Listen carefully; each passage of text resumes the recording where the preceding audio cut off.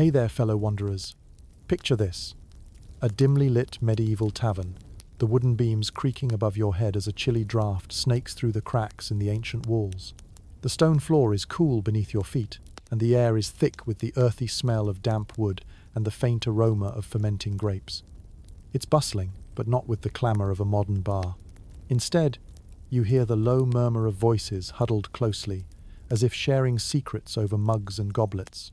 Laughter punctuates the monotony, while the sound of clashing tankards rings like a medieval symphony. This is not a fairy tale.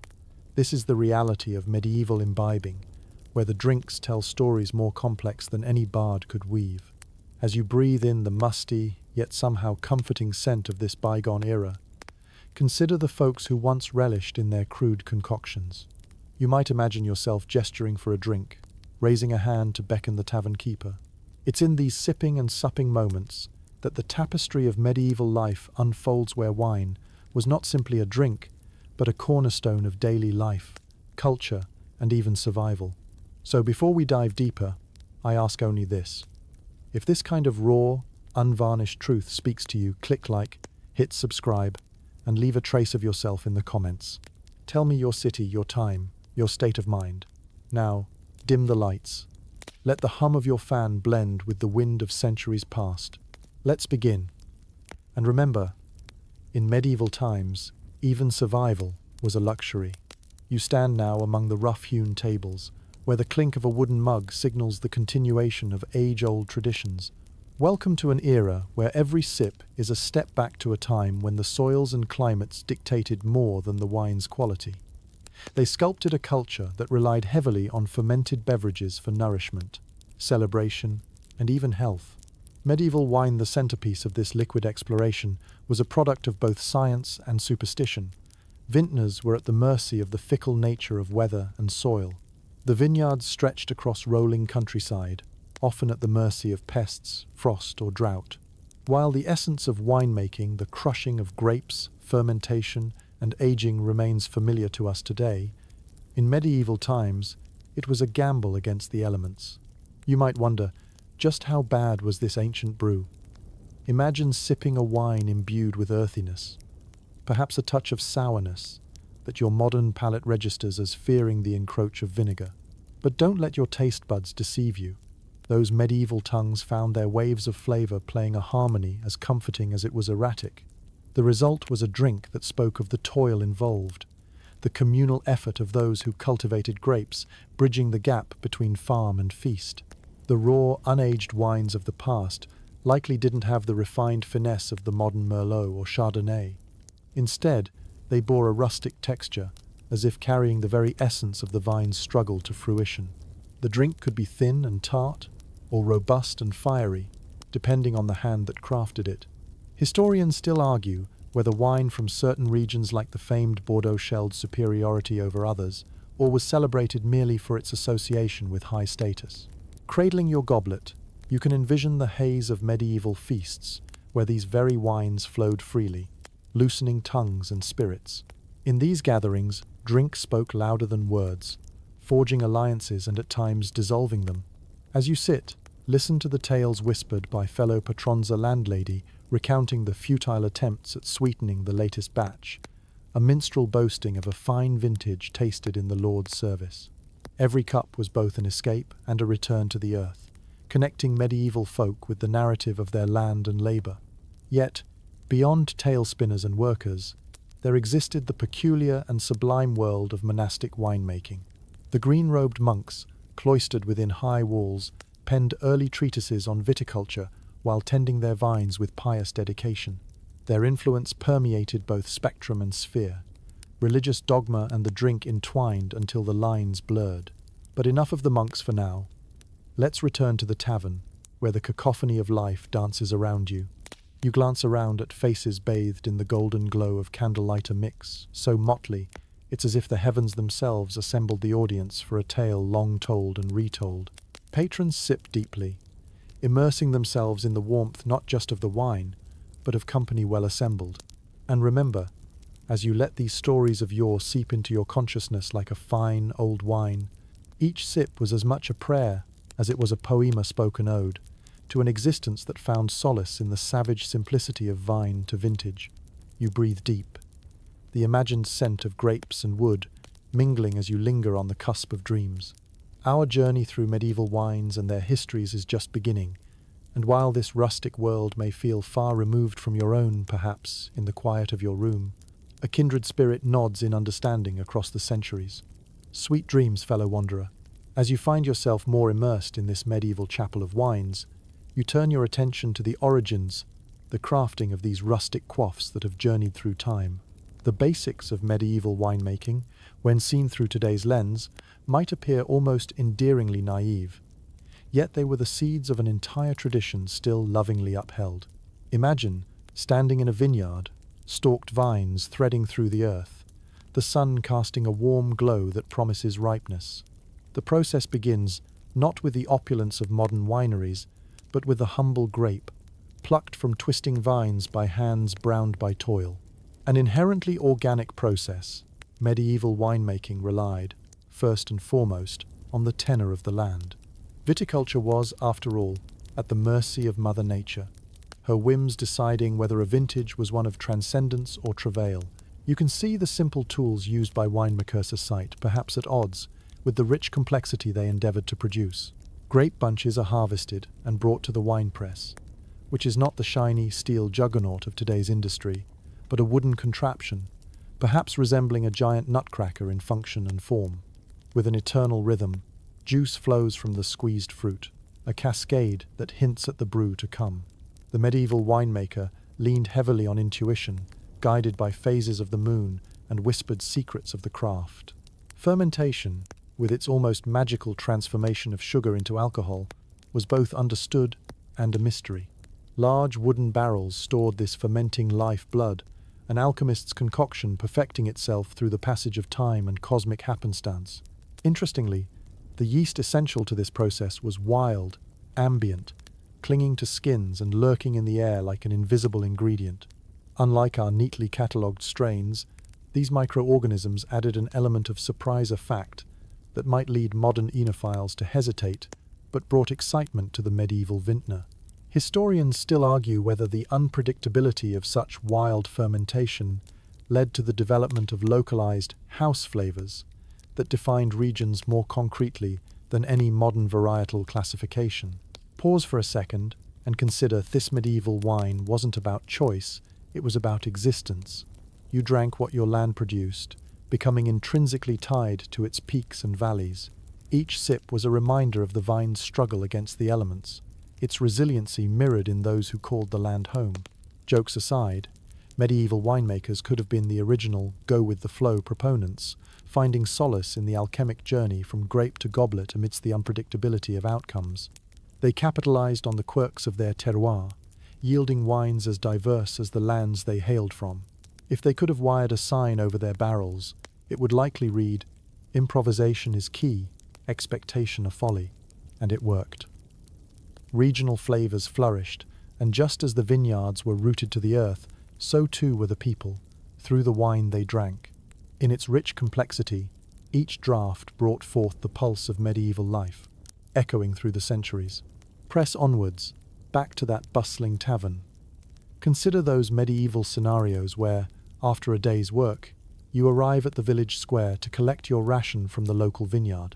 The same grapes that graced your lord's table also filled your humble cup, albeit in lesser finery. Yet what this moment lacked in grandiosity, it perhaps made up for in communal warmth.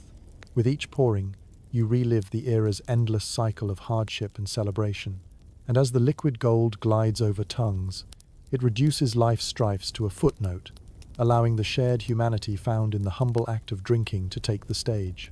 But beyond these communal ties lies another realm where both discipline and devotion played parts. The monastic winemakers, whose religious fervor transformed winemaking into an art of spiritual expression. Their monasteries were not only sanctuaries of faith, but also enabled the proliferation and preservation of winemaking knowledge. Here, vine and scripture entwined, creating a legacy that trails even after the patina of time. So here you stand, grasping the essence of medieval winemaking, cherished land, rudimentary tools, wild yeast, and above all, improvisation. These formed the basic tenets of an era's winemaking. Raw and unrefined, it was both a craft and a ritual. And though you cannot taste these wines directly, let them linger on the edges of your imagination, a bittersweet resonance, endlessly complex beneath their simple guise. Indeed, there is much more to uncover as we move forward, but, for now, let's keep wandering through the grape-laden whispers and wooden barrels of yore, where the essence of life was fermented, bottled, and celebrated. As the sun dips below the horizon, casting shadows that dance across the uneven cobblestones, your thoughts meander to the tastes and flavors of medieval wines. In a world without modern chemistry to refine and control flavors, what did these ancient elixirs whisper when they first touched the lips of their drinkers? Picture taking a sip, the first taste of a vintage long lost to time. You find an intricate mosaic of flavors waiting to flood your senses, each sip a tale of its own complex, bewildering, and perhaps a bit jarring to your modern taste buds. Medieval wines were a capricious symphony of nature and nurture, each carrying the earthy, untamed character of the land it hailed from. The wine carries unexpected notes and orchestra, playing a discordant but compelling symphony. There's an undeniable wildness, a freedom almost, in its tartness or unexpected bitterness that brings the medieval countryside to life within you. Wines might surprise with sudden flavors, swinging from sweet to sour, as if the sun and soil had left their mark on each drop. Remember, this was an age without the luxuries of controlled aging or temperature regulation. The climate and the storage vessels could skew the flavor profiles, turning a seemingly balanced drink into something far more adventurous. The medieval palate, accustomed to such variances, found pleasure in this unpredictability, seeing it as a reflection of life's own uncertainties. Sweetness could come from raisins or other fruits mingled with the grape must, resulting in a heady confection-like nectar that still lacked our modern sweet's sharpness due to limited sugar availability. A wine that's been left to its fate might carry vinegar-like acidity, reminiscent of the sharpness in a brisk east wind that flaps your cloak and stings your cheeks during a harvest festival. Intriguingly, the varieties of wine available could vary drastically between regions, turning every tankard into somewhat of a mystery. To untrained tongues today, each wine might blur together, indistinct and overwhelming as medieval streets. Yet to the medieval drinker, the textures and flavors were as familiar as kinsfolk. While many savor the luxurious bouquets and subtle tannins familiar to modern wines, medieval ones might play pungent or herbal notes that feel more like a history lesson than a tasting session. Even historians still debate whether medieval preferences leaned towards sweeter wines, or if the robust, sometimes aggressive profiles were their preference. A tiny seed of truth found in a favorite versus fable distinction. Indulge for a moment in this imagined medieval tasting tour. As you explore, find an unusual note in each sip. Think of it in the spirit of adventure, as if each glass holds a map of a voyage. Discover a bit of autumn's briskness, imbued with the cooling dimness of an ancient forest, or taste the soil's mineral echoes, embedded as deeply as the roots from which they sprang. Then there are the quirky addition spices, herbs, and even tree resins that added unexpected dimensions. This practice, still seen in modern iterations like mulled wine, was varied and inventive. Picture a symposium of flavors, clamoring for attention like children at a fair. Cinnamon and clove, with a splash of honeyed warmth, or even the sharpness of mint or the vigor of rosemary. Such additions could be practical, masking imperfections, and seasonal variation could dictate the spiced or sweetened concoctions for believers of the humors. For the health-conscious drinker of medieval times, wine offered a convenient cornerstone. This liquid bread safely bypassed the dubious waters that invited illness. Imagine yourself amid this rainbow of flavors. Open your senses to a world where each cup carried a distinct narrative, veering away from the quiet uniformity found in today's selections and into the vibrant anarchy of medieval viticulture. So there you sit, amidst that old tavern air, surrounded by heads bent low and voices rising high with laughter.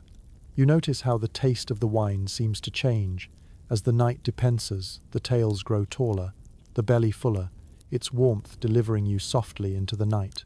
While today you might scorn or marvel at these flavors, the medieval folk tasted life their way.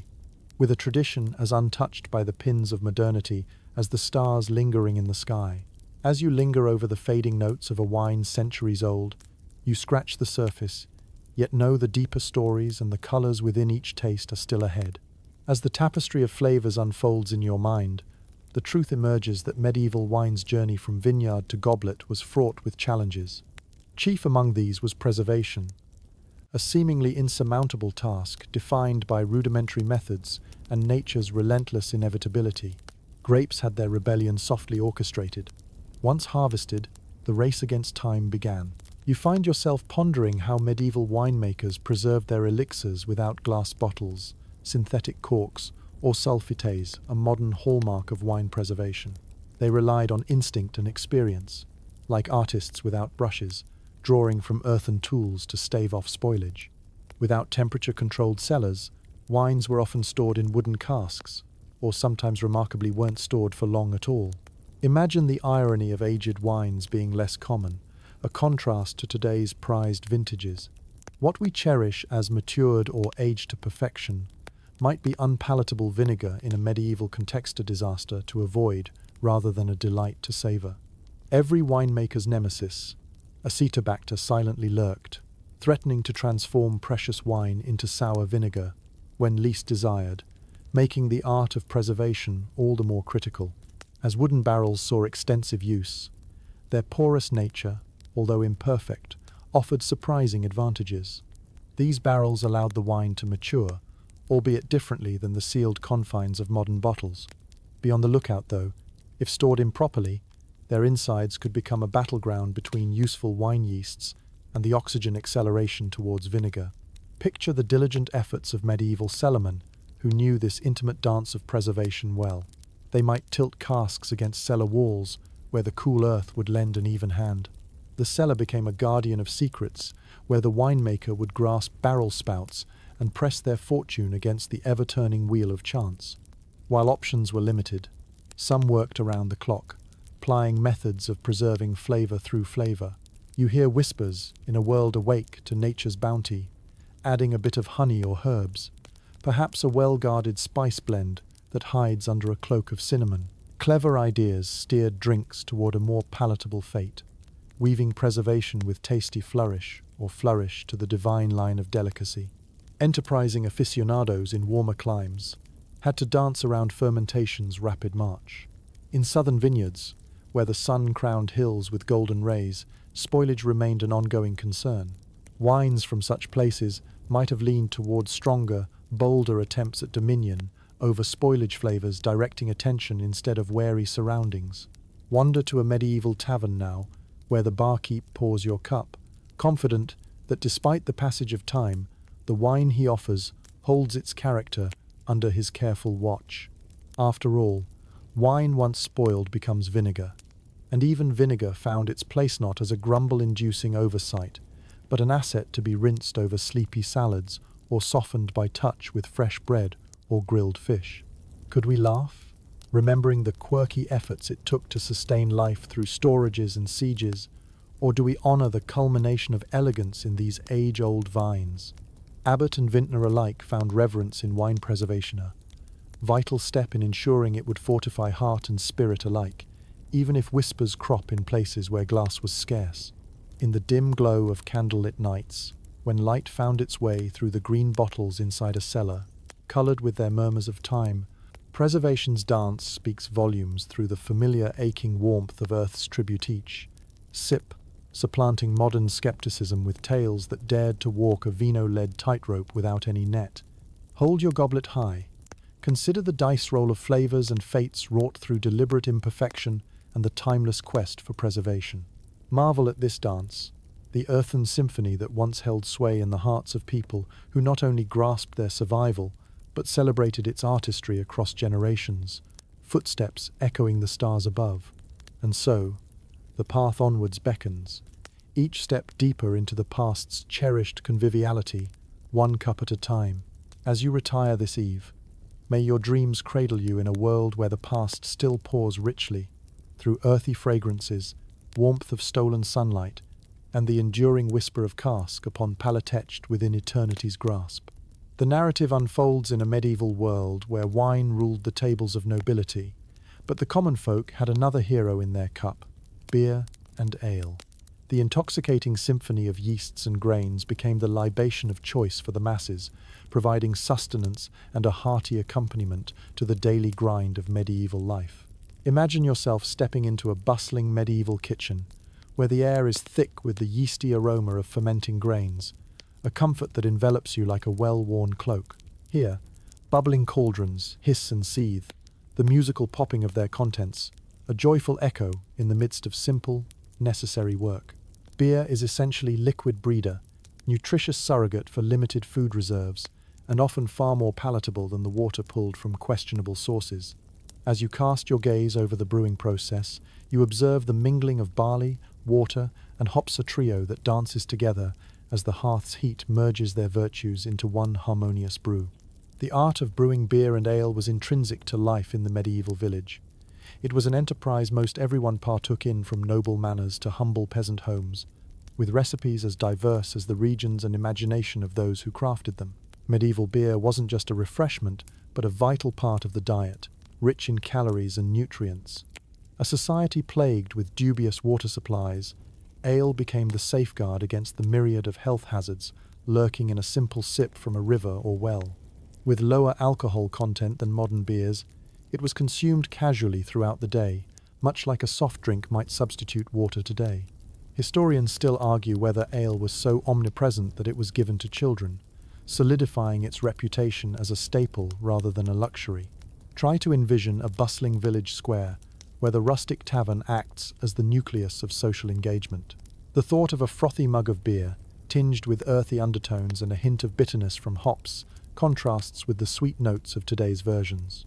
Beer in the medieval period carried a far different profile, owing to the unrestricted myriad of ingredients. Brewers might experiment with spices, herbs, and occasionally fruits, lending each flagon a taste as interesting as it was unpredictable. Interestingly enough, each household might possess its own distinct brewing quirks, whether handed down through generations or serendipitously discovered through happy accidents. Yeast, you see, hadn't yet been singled out as the hero it was. Rather, house brews were born from wild yeast strains that existed locally. Every batch was unique, a testimony to the environment and the rigorous work of the brewer's practiced hand. Turn your gaze to the medieval tavern and vision, the lively chorus of voices, the warming blend of human commotion. Mugs clinking and laughter bouncing off time's curve. Here was where ale signified more than sustenance. It refined camaraderie, providing a way station for mirth and merriment amidst the toil of a broader, often harsher life. Feel the weight of a wooden tankard in your hand as you sip the alchemical blend of barley and hops. The flavor gives a note of hearty satisfaction, a sense of connection through this ancient craft. Medieval brewing veered heavily towards functionality over artistry, but therein lay its charm and necessity. Every ale conjured the essence of warmth and belonging, a drink that was as much a companion as a comfort. As you nestle into the tavern's warm atmosphere, you wonder if it's worth reflecting on how little has changed. Brews today still evoke community and the gentle welcome of a place away from life's demands. Beer was not only an economic commodity, but the very fabric of social interaction, significant in gatherings and, even in solitude, offered solace. Might this timeless brew whisper reminders of a slower pace, of life experienced with gusto in every day's unfolding? You rest assured, as you reconnect with this simple pleasure, you're free to be a part of a tradition both simple and rich. So, as this evening settles around you, revel in this ode to an age where, even when the sun dipped beyond the horizon, illuminating the wine-rich spirits coursing through its domains there, were lands where soft conversations over beer celebrated life, withheld too. Fret not about tomorrow's sun. Tonight, bed down, and dream of flags unfurled, vapors rising, earth yielding its blessings off dreams where ale visits, reminding us of the kinship along the grain-spanning journey taken by those who tread these cobblestone lanes before you, emboldening the tapestry of life itself.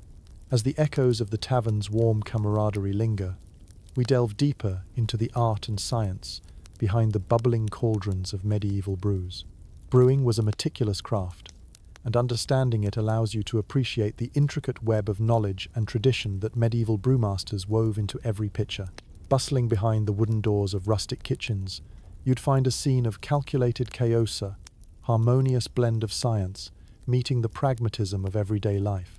Take a moment to envision a medieval brewmaster at work, a figure moving through clouds of steam, armed with wooden stirring paddles and battered copper kettles. Here, beer and ale come to life, born from the mingling of water, malted grains, and that mystical ingredient known as hops. Each component tells its own story in the final brew, from the grain's rich heartiness to the hops' bitterness, which adds both flavor and a preservative quality that extends a brew's life. Begin with the grain, which was often barley though. Oats, wheat, and rye weren't strangers to this brewing process. Malting was an art in itself, transforming the grain to release its sugary nectar necessary for fermentation. Brewers soaked the grains, let them sprout, and then dried them by the fireside. Each step was crucial, with the potential to vastly alter the profile of the brew, much like a painter's brush can change a canvas with every stroke. Next came the mash, where these malted grains met hot water, transforming the solid into a sweet liquid called wort through the conversion of starches into sugars. Note how the careful management of temperature played a pivotal role. Too hot, and you risked ruining the intricate balance of the brew. Too cool, and you might end up with something bland and lifeless. The wort needed boiling, a crucial phase that both concentrated the flavors and sterilized the liquid. Known since ancient times, hops entered this mix during boiling to introduce bitterness while offering preservative properties, a medieval innovation that stretched beer beyond itself. Suspended in this bubbly alchemy was fermentation, the magical transformation where yeast unseen yet omnipresent consumed sugars and birthed alcohol. Without our modern understanding, these brewers worked with open vats, often using the same vessels and trusting that the wild yeasts starched on the walls or floating through the air would weave their enchantment. Historians still argue whether specific yeast strains lent breweries their signature flavors or if cultural habit formed taste allegiance. Either way, open fermentation allowed unexpected nuances and characteristics to develop, leading to a uniquely medieval brew. Once fermentation drew to a close, a curiously practical process began. The liquid was often drained off into barrels. The beer matured in its wooden cradle as eager eyes watched it settle. Here was a craft reliant upon patience and experience, the cool, dark resting places where time played its hand, potential hindered only by impatience or environmental missteps. Brewing itself was both domestic and industrial. It offered employment and sustenance, while unifying communities over shared pursuits. Women, notably, played a significant role, their labors immortalizing them as unsung heroes, often brewing for familial survival or local sale. Even the church recognized brewing's pivotal role, with monasteries rolling casks to ferment blessings upon entire regions. Could you spot a curious contradiction inherent at the heart of brewing? With ale, the yeast often sank to the bottom, creating a denser drink. Could it be why brewing wasn't just skill but an art, layered in mystery, trial, and error?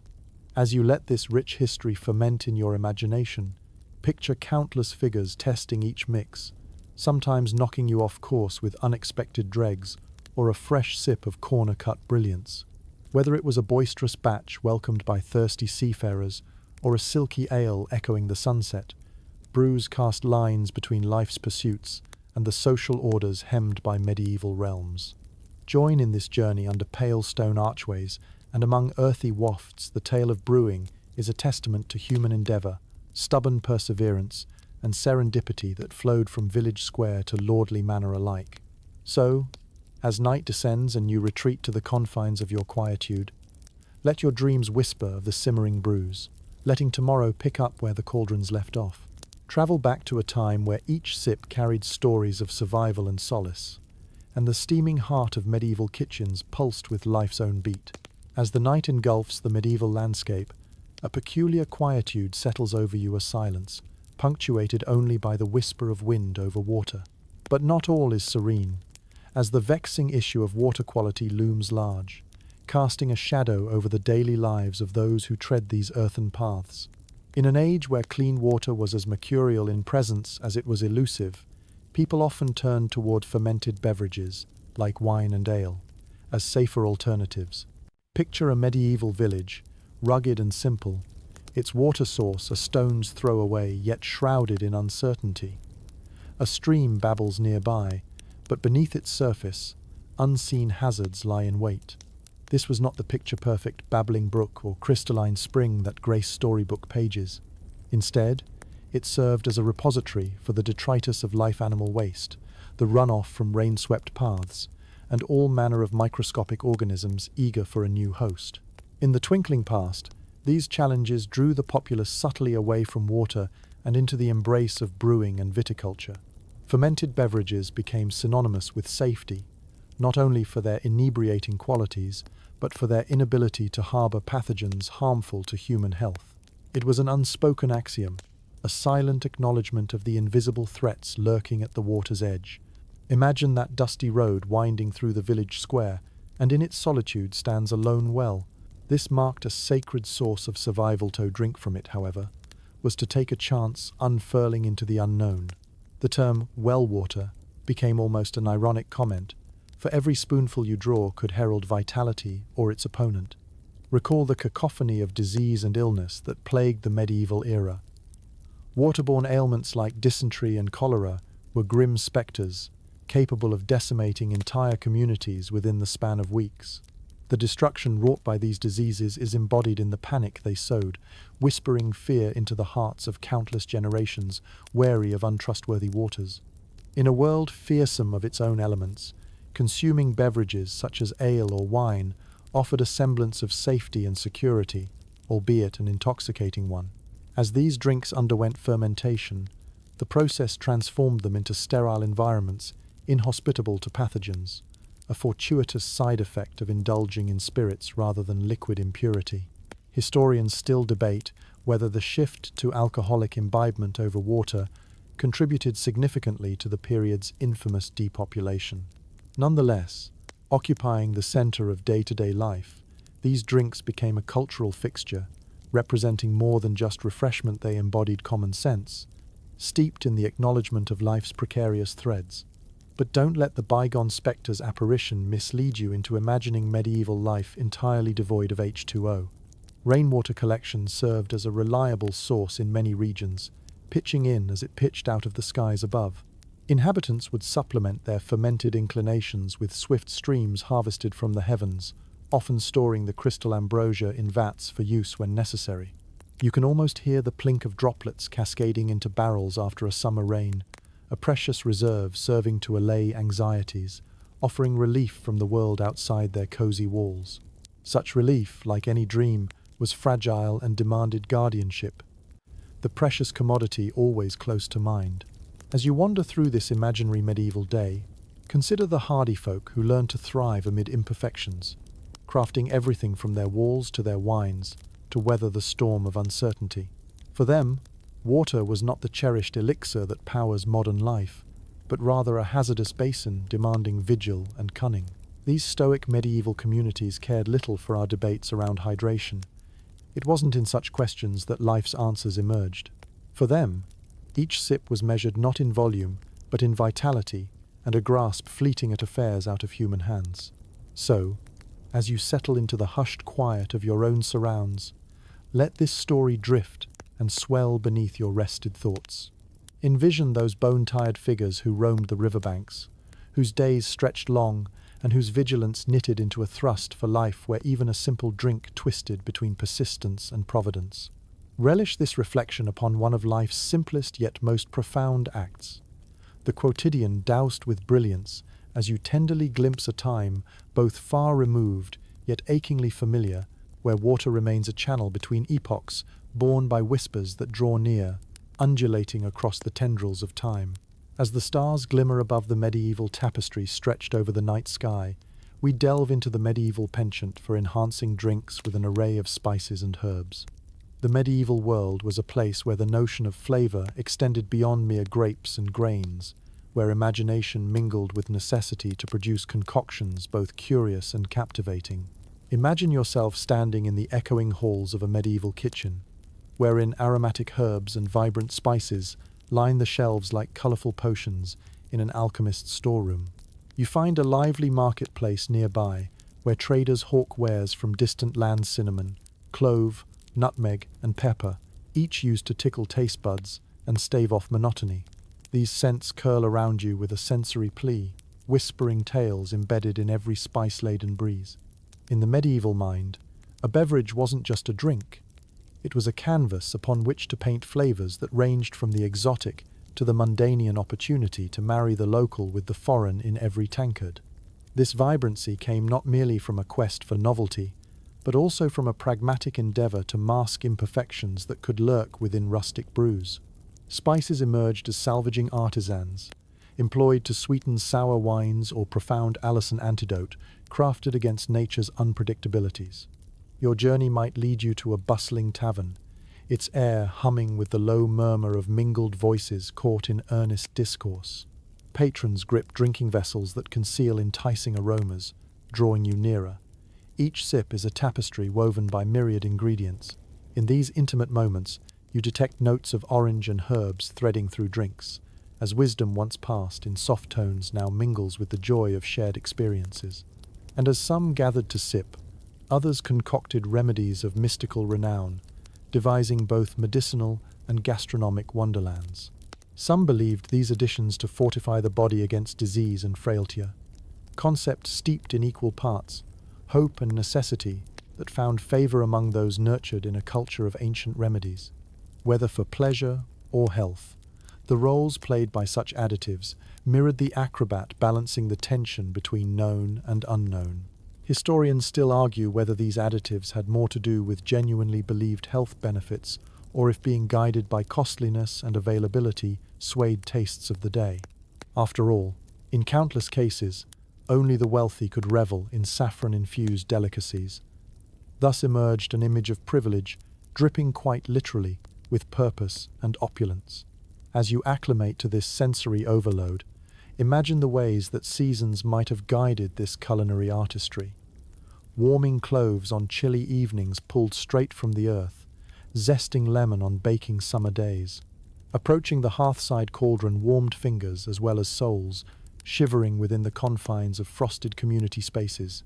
For each mystery opens another. Imagine tasting such a marvel, or concoction the allure found in the strange harmony of ginger and juniper berries amid one's wine. The fusion rekindling excitement for the familiar. Maybe somewhere in a Catalonian villa, the murmur of herbs spoken secrets by night's chosen vessels captures a history laid gentle, low, and well-preserved inside oak or clay. Such flourishes provided wines and ales newfound potential, elevating them to offerings balancing on the fulcrum of decadence and practicality. Where once every concoction was rudimentary, now elegance and flavor grace your evening drink, echoing into whispered folklore that leaps alive at the edge of imagination. Find solace in closing, envisioning wines and ales, at once familiar and disparate aching through squads of memories, taken by night's depth. Remember how you sampled the seasoned portion of medieval benevolence, the spice that became a conduit from field to feast, resonating within you with life's richness sipped between each breath, eager for more. So, nestling into the tranquility of the night's embrace, let your mind wander through gardens of lingering aromas, mingling with memories in eternal accord. Dream of each sip's vibrant trails, carrying stories of spice and secrets coloring your night, caught softly within each hushed inhalation as you drift. In the gentle haze of twilight, we continue our journey deeper into the realm of medieval drinks, where honey's golden allure conjures a drink both ancient and enduring mead. As you stand beneath the softly glowing embers, reflecting upon this warm elixir, imagine how honey graced the medieval world, transforming ordinary concoctions into ambrosial wonders that sang of sunlight trapped in liquid form. Visualize a quaint medieval village draped beneath the open sky, where the buzz of busy bees punctuates the air, lending a sweet cadence to the rustic symphony. In these times, honey was a revered substance, a source of both nourishment and delight, often deemed a gift from the divine. Mead was born from this sticky treasure, its origins tracing back even further than the medieval period itself, linking back to the myths of Nordic warriors and the banquet halls of Old England. Envision entering a mead hall, its great wooden beams framing history, where the resonance of animated voices and the clinking of drinking horns fill the air, echoing the shared bond between humanity and hive. Mead's crafting was both an art and an alchemy, entwining water, honey, and yeast into a heady mixture that promised warmth and revelry. As you delve into the process, the simplicity belies the complexity of flavor unfolding in each batch. Honey, the linchpin of mead, brought with it a litany of regional variations. Different blooms and regions imparted distinct characteristics, ranging from the robust to the floral, a sweet reminder of nature's multifaceted bounty. Imbibe in the imagined tones of a freshly poured mug, where each sip delivers sweet velvety notes that dance across your palate, like sunlight shimmering through autumn leaves. The medley of flavors might surprise you with unexpected notes of spices or fruit, all chosen by the brewer to add depth to this ancient concoction. At its heart, mead was a testament to medieval ingenuity, encompassing the indispensability of resourcefulness in a world swathed in limitation. Historians still discuss the extent to which mead permeated everyday life. It certainly possessed a cultural significance that saw it favored at feasts and celebrations. To sip mead was to partake in tradition, to enjoy a drink that transcended mere sustenance, to embellish life's festive peaks with exuberance. From weddings and harvest festivals to the quiet reflections of solitary contemplation, mead found its way into the vessels of memory, one cup at a time. Imagine the intertwined paths along which mead travelled, not just a single drink, but a dolce spectacle uniting north and south, hearts and minds. Relics from the past brim with evidence of horned Vikings hoisting goblets brimming with mead in honor of gods, or Tolkien-esque gatherings where merry songs resounded within firelit halls. With each warm swallow, you too partake in this tradition, your senses touched by the echoes of ancient revelers celebrating beneath starlit canopies. Every draught of mead invites the soul to dance, willing each drinker to partake in a timeless ritual of gratitude to nature, to the flowers tended by bees, and to the harmony humming beneath the surface of every golden drop. So join the circle now, as celestial light traces shadows of old mythology across the land. Feel your connection to land and history, nurtured in this companion of celebrations, both mighty and modest mead's sweet notes, a guiding chorus on life's uncharted passages. When the time comes to rest, may your dreams be sweetened by the honeyed narratives that mead brings to light, the stories carried through ages, held dearly by those who ventured on paths anew, giving homage to gods and lands alike. Wrap yourself in these whispers of mead, melded by moments wherein humanity found commonality through joy, and drink deep. Drift into slumber, gentle wanderer, with this golden thread drawn taut through time, binding your dreams amidst the simple providence of medieval charm. As the gentle warmth of mead lingers, your thoughts turn to the influences that shaped medieval drinking habits, carried across lands by trade winds and bustling caravan routes. Picture bustling ports and vibrant markets where exotic imports mingled with local staples, each offering whispers of distant lands and tales unfurling over the horizon. Our journey now takes you into the thriving heart of a medieval marketplace, a colourful tapestry of humanity where traders curve their paths from all corners to peddle goods that sing of faraway places. Here, amidst the jostling crowd, you find not just raw spices and textiles, but flagons and amphorae of strange libations hitherto unknown to many a European palate. Wine was among the first to embark upon this grand to regions like the Mediterranean, and beyond, crafting vintages that invited both admiration and intrigue. The introduction of these foreign wines into medieval Europe was like opening a window to the wider world's offerings, each bottle an ambassador of its homeland's climate and traditions. Such symphonies of taste and scent carried whispers of the sun-drenched fields of Iberia or the rugged terrains of Greece. Visualize a swarthy merchant, his camel train laden with these vinous treasures, arriving at a fortified city gate under golden skies. His wares include amphorae, filled with wines richer and more potent than those common at home, yet crafted with a finesse that hinted at a different philosophy of winemaking. The local gentry would quickly take interest in these imports, eager to sample the latest offerings from abroad. And it wasn't just wine. The marketplace housed an alluring variety of fruit-based spirits, ciders and perries, whose faint nod towards the familiar belied their new and strange origins. Each bottle told a tale of fields ripening under foreign suns, harvested by labouring hands, united in the vine's pursuit. Sometimes, ships brought more than just wine.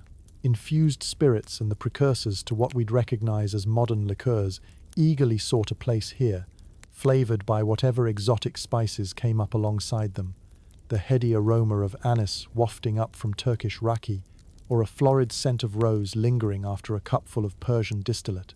Such intrigue extended beyond mere taste. These global beverages wrapped themselves in mystery and wealth. To receive a bottle from afar was a mark of distinction, a taste of luxury borne across the seas, echoing stories of cultures and commerce. In Vigilance, the nobility hosts lush gatherings, each sip becoming a bond between worlds, bridging the gap between the header edges, yet unexplored portions of map-swirled tomes. Historians still debate the extent to which medieval imports influenced domestic brewing and winemaking practices, whether they merely sat, curiosities admired from afar. Nevertheless, these introductions complicated the tapestry of tastes, inspiring curiosity and competition among local producers keen to replicate, or even best, these foreign novelties. Expand your mind's eye. See the cross-pollination of ideas, as vintners and brewers alike absorb and adapt, innovating their own crafts with techniques learned through whispered nuances, while the influences continue to softly reshape local flavors, traditions, and tastes. Nevertheless, the trade routes flowed in both directions.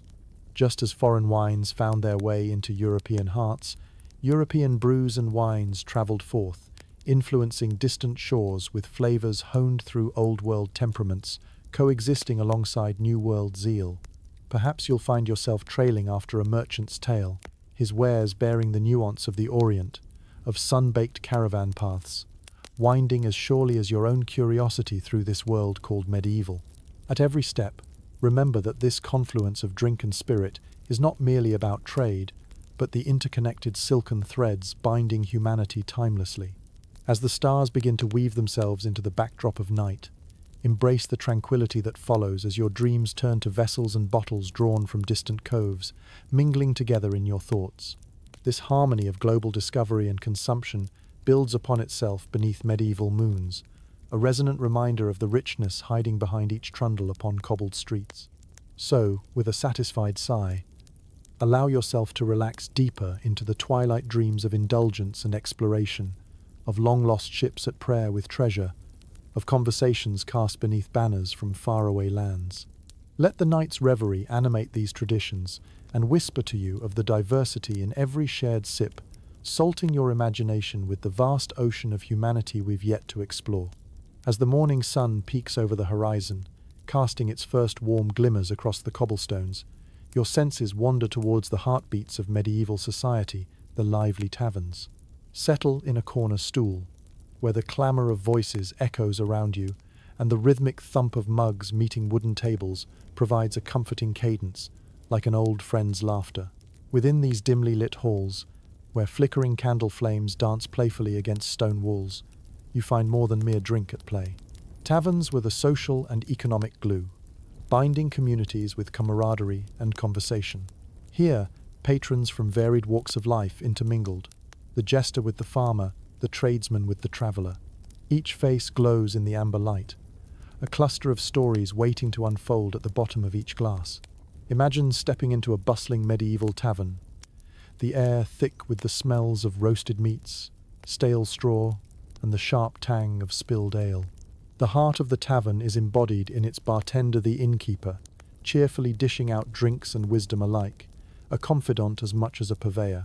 His establishment bridges the gap between public and private life, offering revellers a warm embrace to ease their daily burdens over a shared bowl of ale or wine. Taverns remained hubs of news and gossip, acting as unofficial information exchanges long before the printing press birthed pamphlets and newspapers. Within these walls, songs were sung, tales spun, and sometimes even plans of intrigue or revolution were whispered in conspiratorial corners. The tables were marked by age and etched in experiences, They had borne witness to love proclaimed, alliances forged, and disagreements settled. Take a moment to listen to the lively chatter the village crier's booming articulation, a group of craftsmen debating trade secrets, or a minstrel recounting lively ballads from lands far and wide. Taverns, far from being mere watering holes, also played crucial roles in the medieval economy. They created jobs, offered food and lodging to weary travellers, and provided a crucial outlet for local brewers to sell their ales. A town without a tavern was like a ship without a sail, lacking the direction and drive that these establishments offered. Historians still argue whether the consolidation of tavern culture strengthened or fragmented community ties, given their proclivity to both unite and divide through drink. This setting unquestionably exerted influence over social dynamics, with some taverns forming alliances through shared interests, while others found themselves embroiled in local disputes. In your imagining, consider that children were not kept entirely separate from these spaces. They often accompanied parents for meals and storytelling sessions, learning the ropes of community interactions in these bustling hubs. The taverns, with their heavy wooden beams and stone hearths, bore a multi-generational allure, embraced by figures of various ages in their own time and manner. You watch as the sun dips into the horizon, casting long shadows that draw the patrons inward, content to cradle their mugs and faces in the warm, welcoming haze of camaraderie. It's a reminder of life's cycles, in which these halls serve as both sanctuary and stimulusa microcosm, facilitative of human experience, albeit within constraints of tankards and walls. Within this communal embrace, you grasp the role alcohol played, veering between necessity and indulgence, from casual, low-proof ales to strong potables reserved for moments of celebration. Each drink poured and each conversation shared added to the rich fabric linking individuals to moments and one another. Here, amid animated spirits and honest mirth, you savor the taste of connection crafted in laughter, hospitality, and common cause. Feel your heart warm, a comforting reflection of wine's glow-golden connections echoing beyond time, tempered with the knowledge that humanity, at its core, thrives in collective celebration. As you ease into the night's tranquil fold, find solace in knowing that you are part of a lineage extending through tavern doors where stories flourish among kindred souls, shared fare, and imagination's lively banter, harmonizing beneath medieval charms. Allow yourself to drift into dreams held fast within this nexus of human experience, embracing the dance of fellowship written into the essential scroll of life. As the tapestry of medieval life continues to unfurl before you, the intertwined influences of religion and law slip into focus, casting a shadow and light upon what medieval folks chose to sip. You find yourself wandering toward a modest monastery perched on a hill, where cloistered figures brew not just beverages, but edicts and beliefs intertwine the spiritual with the everyday. Religious doctrine had a profound influence on medieval drinking habits.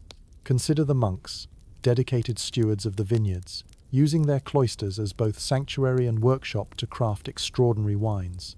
Monasteries dotted the countryside, their lands brimming with vines carefully tended by brothers for whom the significance of wine reached beyond mere consumption. It was symbolic of the sacred blood of Christ. This religious association elevated wine not simply to a near-spiritual status, but made its maintenance a divine duty. Walking among the ancient stone walls of the monastery, you can almost hear the gentle rustle of robes and the low hum of Gregorian chants, harmonizing with the soft clink of clay jugs being filled. The monks labor tirelessly, seeking to perfect the fruits of the vine, embracing their role as guardians of tradition. Yet, religious attitudes toward drink also imposed boundaries, dictating when, how, and how much one could indulge. The Church's influence extended beyond its walls, proclaiming moderation as a virtue. Intoxication, while not outright forbidden, was frowned upon, viewed as a vice that veered souls off their righteous path. In contrast, the communal act of sharing wine during Mass imbued drinking with sacred significance, a symbol of kinship and covenant. Move then to the medieval councils and their laws, which presided over the dispensation of wine and ale with watchful eyes, their mandates weaving through the fabric of daily life. Middle market towns echoed with the proclamations of local edicts, prohibitions on serving substandard wine, and the regulation of alehouses aimed at curbing unruliness. Licensing became a necessity, as tavern keepers navigated a Byzantine web of legal requirements in their pursuit to ply patrons full of liquid cheer. The laws shaped the production and sale of alcohol in profound ways. You might spot crafty tavern owners skirting rules, exchanging smoky whispers on the sideline, a wink and nod sealing allies against the complications wrought by regulatory strings. Historians still debate the true effect of these regulations, sits uncertain whether they enhanced social order or merely added more complexity to daily life.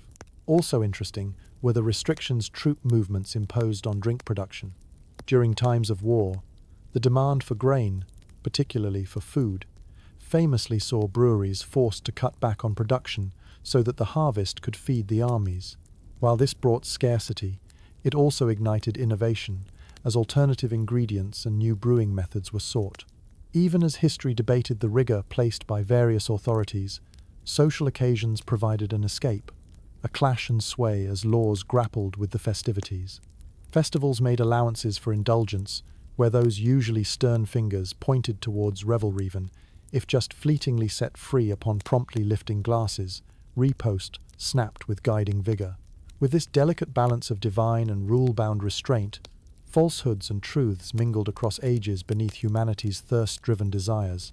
Relationships flourished or withered, based on how well communities navigated religious and legal landscapes, each drink a participant in the looming theatre of morals and codes. In this world of contradiction where drinking was both vice and culture, what becomes clear is early endurance, adhering to a routine where faith and festivity lamented and laughed along society's walk. Embrace instead this kaleidoscope of shared tradition, where intoxication found its time, sometimes sparing restraint, and others sidelined by positions taboo, stalling their claim. As shadows lengthen and the night unfolds, let these meditations carry you gently into slumber. Dream of laughter rising beneath stained glass, of barrels resting in candlelight's unyielding sieve, of synods and summits convening under painted skies, deciding futures with effervescent finesse. Rest assured, then, beneath a temperate moon that holds sway over fields of script and scribe, relish how time's faithful, circled once here and again, cloaked truths, flavoured within sacred vintage, rescued yet by tavern's equity, endeavouring for drink sanctuary's right, weighted firm still upon eternal foil. As the night deepens and the warmth from your hearth cradles you gently, let your thoughts wander to the curious intersection of medieval drinks and health beliefs. Picture a world where knowledge was a tapestry of superstition, observation, and fledgling science. Within this web, drinks were woven not only as sustenance, but as purported remedies for ailments that beset the medieval body and soul. Step into an apothecary's nook in a bustling medieval town where shelves are laden with dried herbs, roots, and tonics. The air is thick with the fragrance of age-old remedies, whispering of wisdoms passed down through generations. Here, the alchemical art of concocting medicinal brews flourished, a curious blend of earnest endeavour and hopeful imagination. Imagine yourself among the townsfolk, who believed earnestly in the curative powers of their fermented beverages. Ale wasn't just refreshment, it was considered a tonic for the spirits. Wine, tempered with herbs and spices, transformed into elixirs, intended to balance the humours, those mystical essences thought to govern the body's health. Ailing, perhaps a mulled wine with a touch of ginger would realign the bodily fluids in your favour. These beliefs leaned heavily on Galenic theory, where balance and equilibrium of humours were paramount. Medieval physicians, who adhered to the teachings of ancient scholars like Hippocrates and Galen, might prescribe specific drinks to counteract an excess or deficiency order, a deep red wine to warm chilled humours, or perhaps a cooling draught of ale to temper the flames of summer's excessive bile. Think of this: a drink with a peculiar blend of spice pepper, caraway, and marjoram believed to invigorate laggard circulation, moonlit in properties modern medicine might raise an eyebrow at. Fidelity to these principles created routines where even a morning sip adhered to nature's fluctuating drama. Yet, medieval folk did not entirely consume these drinks with blind faith. Observation contributed to their lore. Those who lived in times of regular plagues and pestilence couldn't help but notice that those consuming ale and wine, sterilized by fermentation, often fared better than their water-drinking peers. The connection between cleanliness and consumption wasn't fully understood, but the correlation didn't escape their keen eyes. Medieval times brimmed with contradictions. Even spiritual duties and medical perceptions bred harmony with puzzlement. The church might discourage overt indulgence, yet monastic brethren painstakingly honed their brewing arts, each believer, juxtaposed in weaving through virtues worldly and celestial. Historians still argue whether these drinks truly healed, or if the perceived benefits arose from placebo effect and expectation. In an era where hope could be as powerful as any potion, one might find worth in believing in the unseen force stirring the cauldron's brew. Reflect on how these beliefs transformed taverns into homes of healing, laughter, and liberation. Each night brought pilgrims expecting remedy or reprieve, contained in the comforting embrace of warmth shimmering over their cups. Sometimes these beliefs mingled with superstition, a sprig of sage, steeped in mead promising longevity, an ale brewed under a new moon ensuring vitality. These brews form silhouettes on the screen of time, the ghosts of beliefs inscribed within cups as cherubs benched by gentle contradictions. They remind us of humanity's enduring quest for health, a quest, as much about dreams as it is reality, steeped rich in stories aged upon trellised lines spanning epochs. Within these reflections lies an echo of curiosity, a seeking that mirrors our present pursuits to understand the world through distinctions felt between breath and vessel where hope dances aloft. Nestled now amid shadows that stretch long and deep, rest easy in knowing that each drink ennobled by care, custom, and curiosity gathered, this past stood both trial and testament across the fragile interplay of life. Recline into night's gentle embrace. May your dream's journey be studded with tales of these ancient healing libations, an eternal reminder of humankind's imagination and resilience, a symphony of spirit, to accompany your slide into golden realms of sleep. In the soft glow of the medieval world, where flickering candlelight plays across aging stone and wood, a story emerges, woven with patience and perseverance, the tale of women in brewing. Imagine yourself wandering into a humble cottage, its hearth alive with warmth and the fragrance of hops and malt. Here, a woman skillfully stirs a bubbling cauldron, the rhythmic motions of her stirring hand as natural as the beat of a drum in the rhythm of daily life. Women were integral to the craft of brewing, often managing the daily production of ale, which served as both nourishment and trade. Medieval households frequently relied on women to produce their own supply. It was an art honed over generations, passed from mother to daughter like a treasured heirloom. Alicewives, as they were known, became indispensable figures within their communities, presiding over a vital element of sustenance, comfort, and culture. In towns and villages across medieval Europe, these dedicated women transformed kitchen corners into small-scale breweries, where the clamour of pots and the gentle hum of fermentation filled the air. Their recipes were not set in stone, but were evolving tapestries woven from ingredients as they were available: malt, water, hops, herbs, a whisper of secrets shared among kin. Explore the world they inhabited, where the alewife was not just a producer, but a purveyor of community flavours. In her brew, you tasted the essence of her craft, where practical necessity was infused with a sprinkling of personal artistry. Each batch bore her personal signature, an ever-changing balance of flavour dictated by seasons, availability, and simply the artfulness with which she exercised her experience. These women did not just craft beverages for their households, they wielded their skills for economic prowess. The sale of excess brew offered important income, and their home breweries often became the social nexus of the village, predecessors to the tavern keepers who would later expand upon this tradition. Interestingly, as the demand for ale grew, so too did opportunities for women to assert an economic presence through their brewing skills. Their efforts translated not just into self-sufficiency, but into genuine entrepreneurial ventures, reflecting a nuanced balance of power, one that allowed women to exercise influence within an otherwise male-dominated society. Yet, as the importance of ale grew, so too did scrutiny upon those who brewed it. Women, once central to this trade, faced significant challenges as the industry professionalized. In brewing, as in many trades, the encroachment of guild systems and increased regulatory oversight often favored men, edging women progressively from this trade. Tales whispered among historians suggest that notions of witchcraft occasionally intermingled, sometimes casting workings as mysterious rather than industrious. Historians still debate the extent of women's retreat or reinvention within these constraints, as societies veered toward rapid changes. Some alewives seamlessly transitioned into formalized roles, their skills transferred into burgeoning tavern enterprises. Others navigated the complexities peripherally, continuing home brewing traditions beneath the arms of an ever-branching ancient trade. Inhale the aroma of hops carried upon the air as these thoughts linger.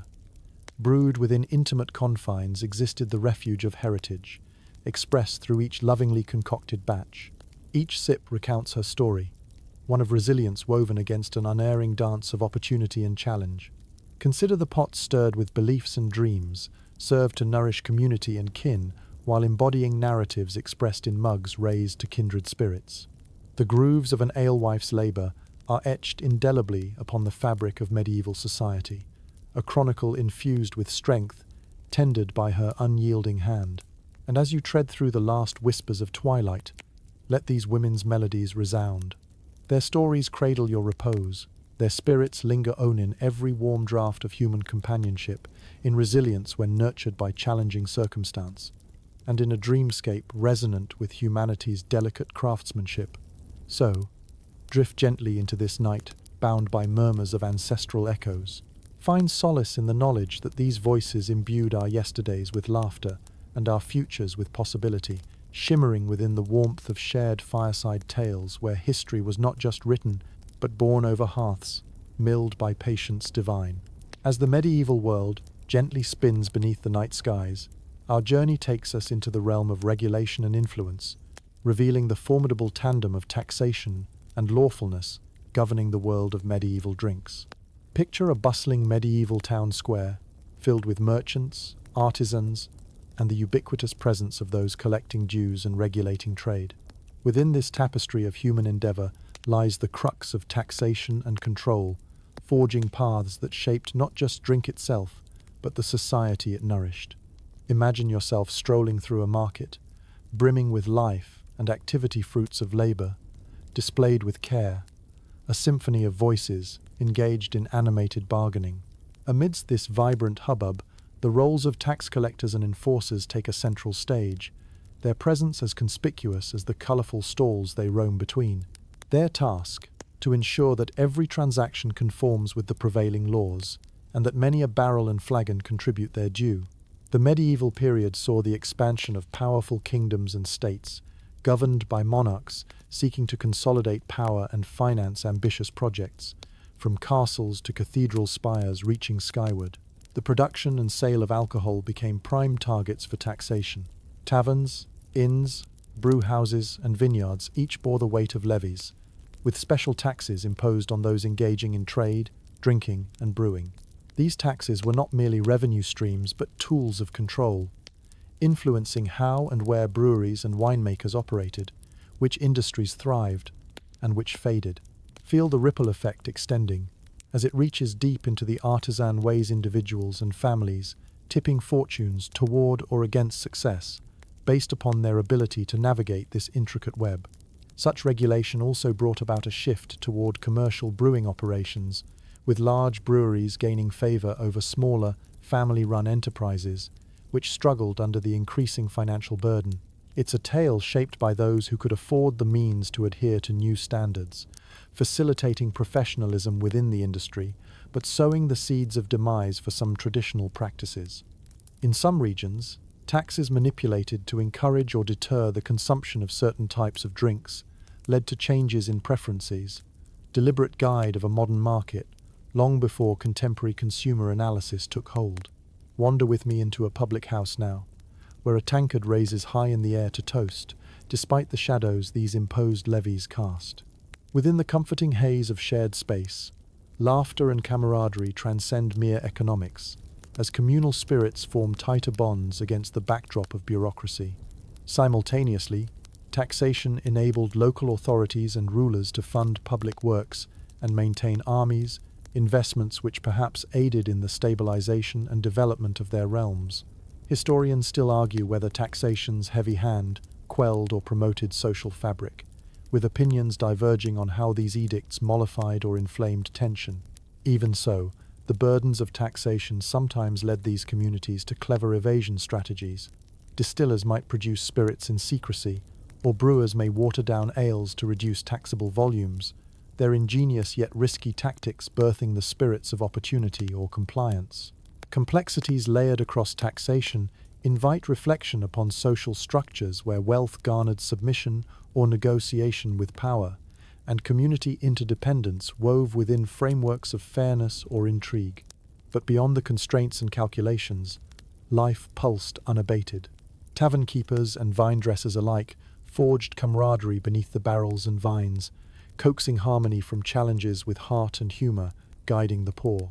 Were taxation the toll, then communion was the priceless release, an ode to the resilient spirit within each glass. Rest now beyond time's clutches, sheltered amongst the tales told in taverns ancient and contemporary, whence flows unbridled fields of humankind's ceaseless inventiveness. As you sleep, carry with you voices of generations transcending through constraints, rising upon effervescent dreams buoyed aloft, night's lulling serenade. As twilight brushes lightly against the medieval landscape, your journey now leads you through the diverse landscapes of medieval Europe, where the regional varieties and preferences of drinks speak vividly of place and people. Imagine traversing cobblestone streets and sun-dappled fields, where the air carries whispers of fermenting grapes and brewing grains, a sensory map etched into the cultural tapestry of each region. Begin your journey in the rolling vineyards of France, where the art of viticulture has taken root with an elegance conveyed through each crafted bottle. The French countryside tells tales of Bordeaux reds and delicate champagnes, each sip a reflection of terroir or the peculiar characteristics bestowed by soil, climate, and viticulturist's hand. Picture yourself lingering in a shadowed French bistro, the rich aroma of a full-bodied claret swirling in your glass, the depth of flavour conjuring images of sunlit rows of vines laden with dark, juicy grapes. French wines, often imbued with an almost literary quality, spoke of passion and tradition, embodying a legacy interwoven with soil and soul. Venture eastward into Germany, where beer reigns supreme, its frothy presence celebrated within Biergarten and among riverbanks shaded by verdant foliage. German brews are characterized by precision and purity, as dictated by the Reinheitsgebot regulation, ensuring beer's composition remains simple and robust. Malt, hops, water, and yeast. Imagine standing inside a bustling German tavern, surrounded by clinking steins brimming with golden liquid, resonant with laughter and merriment. Whether a crisp pilsner or a dark, malty bock, German ales echoed through history, shaping social interactions and festivals that embraced both the hallmarks of community and stateliness. From the heart of the British Isles rose ales with equal fervour and tradition, brewed in small batches within cosy cottages, each pint a hearty reflection of its locale. English ale spale, brown, or stoutar imbued with whispers of the rolling countryside, with each sip an invocation of shared hearths and balmy pubs. You feel this world alive with harvest colours, as the gentle weight of English cider complements the landscape of orchards, blending seamlessly with its regional beer counterpart to evoke cheerful camaraderie and steadfast endurance. In Italy, enterprising vineyards nestled under Mediterranean suns fostered wines exuding that inimitable warmth of summer lushness. Italian varietals, a symphony, singing from ancient hills and coastlines, paired beautifully with rustic fare. Chiantis and Barolos served as a fragrant ode to Italian soil, heart, and soul. Navigate further towards the Iberian Peninsula, where Spain lay claim to bold reds with histories as rich as the earth itself. Spanish wines tempered, beneath sultry ski-speak, generously to their cultural roots, whether in a refined Rioja or a rustic Tempranillo, underscoring evenings, teeming with conversation and resilience. Historians still argue whether the specific varietals grew radically nuanced changes over time or stood sweeping homage through centuries, threading lives with their keen aromas drifting upon time's hasted wind.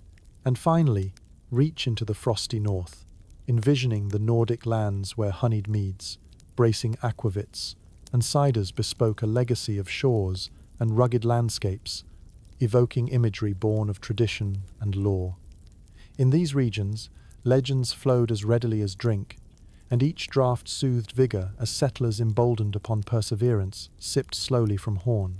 With each footstep through these regions, grasp the diverse measures by which medieval Europeans connected, collectively engineering a kaleidoscope enlivened by flavor.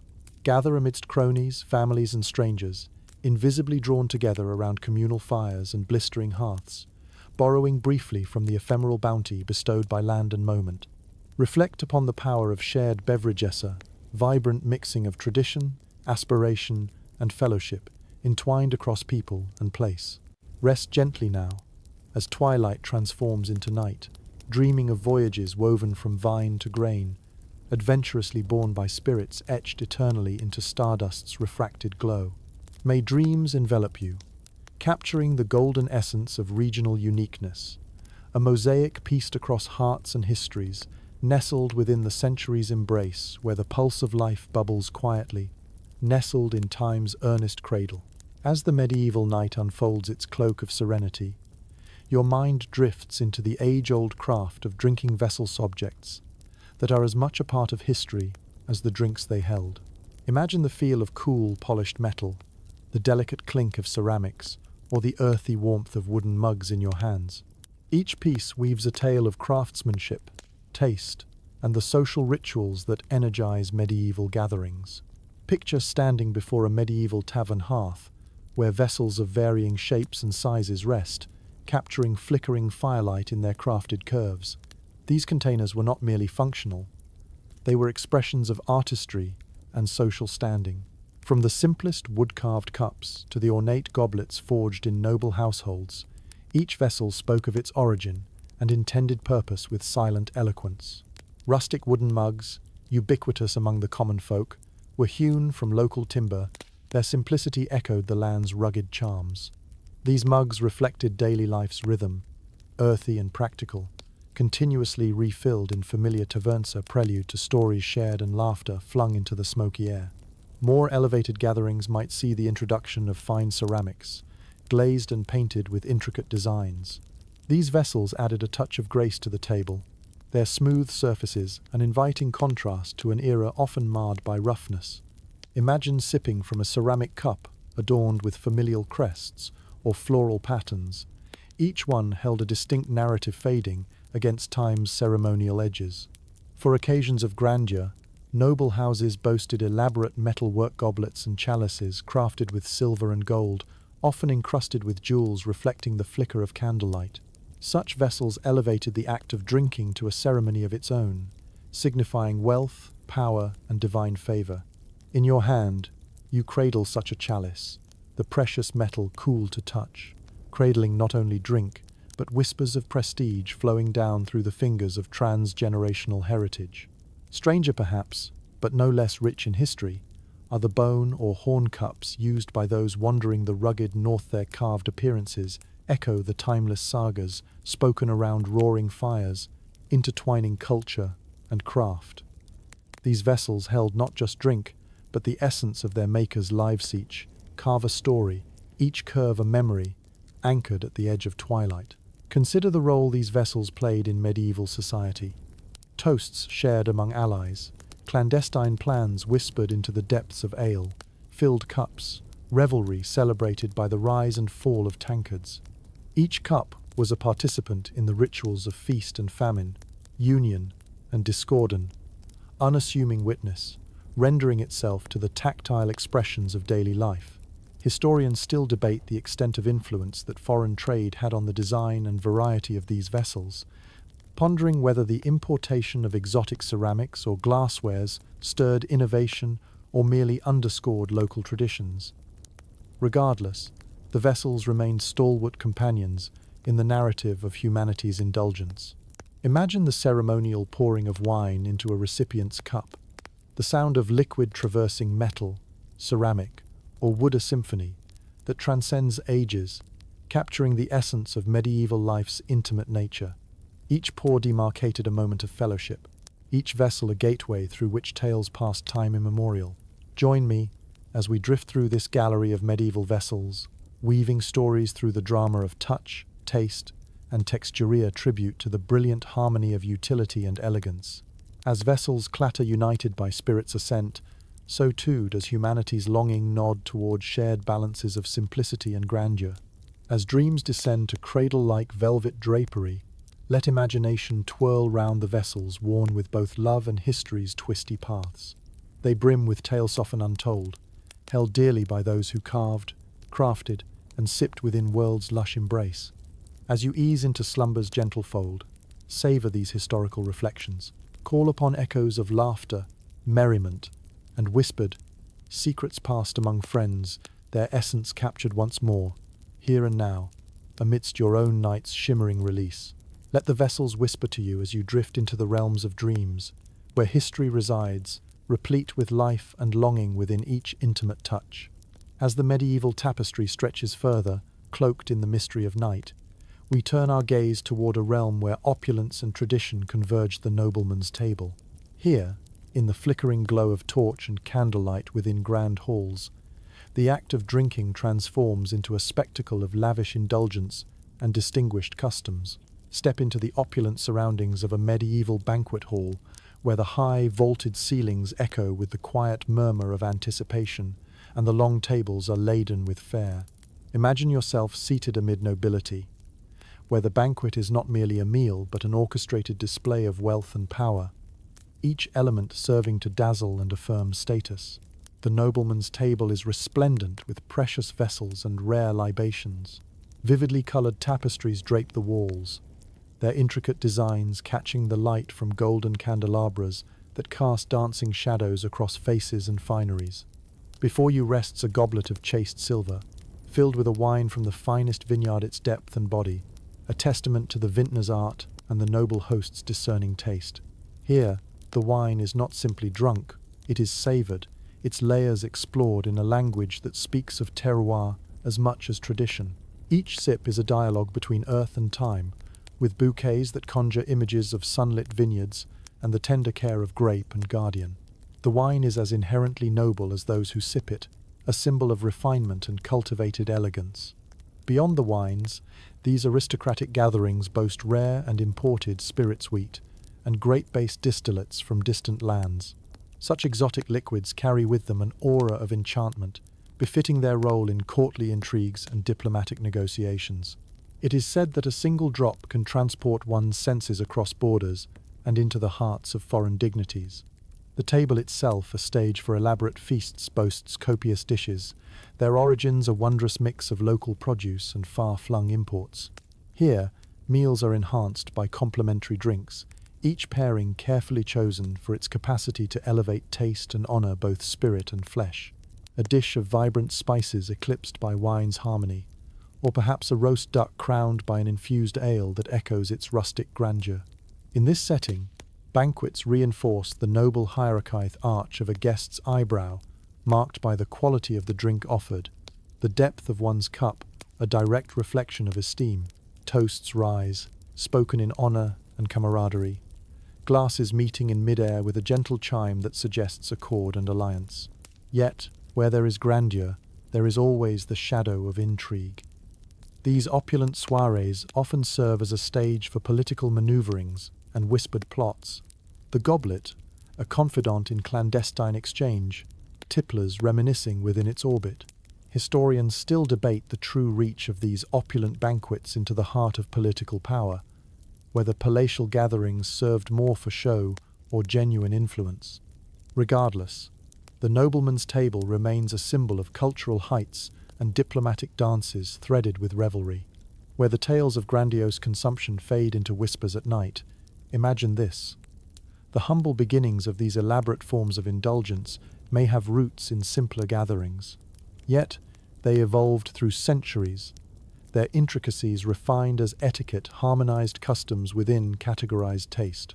Picture the shadows that envious merchants and emerging bourgeois may have cast upon these saturated affairs, navigated world-bridging liberties and prestige, shaped by palate's tempting muse.